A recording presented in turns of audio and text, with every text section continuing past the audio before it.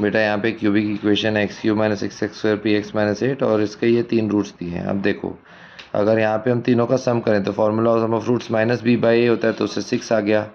और तीनों का प्रोडक्ट ऑफ रूट्स का फार्मूला माइनस डी बाई ए, जिसमें डी का वैल्यू माइनस 8 है, तो माइनस डी बाई ए का फार्मूला लगाया तो उससे 8 आ गया। अब एम का formula sum of all roots upon 3, क्योंकि 3 नंबर है तो 6/3 2 आ गया। और जी एम के लिए तीनों का प्रोडक्ट किया और पावर में 1/3 लिया, मतलब 8⁻1/3 तो 2 आ गया। तो ए एम और जी एम यहाँ पे सेम आ गया। और जब भी बेटा ए एम और जी एम सेम होते हैं इसका मतलब होता है कि सारे रूट्स इक्वल हैं। तो इसका मतलब तीनों का सम 6 है, तो तीनों 2 2 2 होंगे, ये भी 2 ये भी 2 ये भी 2, ठीक है, तीनों की वैल्यू 2 आ गई।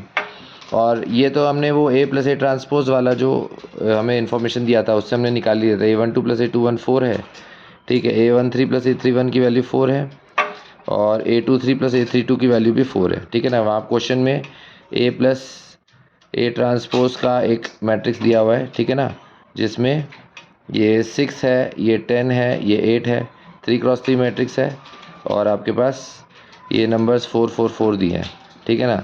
तो ये A12 + A21 हुआ, ये वाला नंबर A31 + A13 हुआ, ये वाला नंबर A23 + A32 हुआ, ठीक है। तो ये ए और ए ट्रांसपोज का सम है, इसका मतलब ए पे तो सीधे /2 हो जाएगा, तो 3 5 4 आ गया, ठीक है। और बाकी जो नंबर्स थे वो हमने निकाले। A12 अगर 2 है तो A21 भी 2 आएगा, तो मतलब यहाँ भी 2 यहाँ भी 2, क्योंकि इसका सम हमें 4 दिया है। सिमिलरली इसका भी सम 4 था, जिसमें A31 की वैल्यू 2 है तो A13 की वैल्यू भी 2 आई।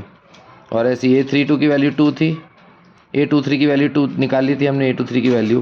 तो अगर A23 की वैल्यू 2 है तो A32 की वैल्यू भी 2 आएगी, क्योंकि ये भी सम हमें 4 दिया है, ठीक है। तो ये हमारे पास में मैट्रिक्स आ गया। उसके बाद हमने डिटर्मिनेंट के फॉर्मूले से फर्स्ट रो के अलॉन्ग एक्सपेंड किया, तो उससे हमने डिटर्मिनेंट ए की वैल्यू निकाल ली।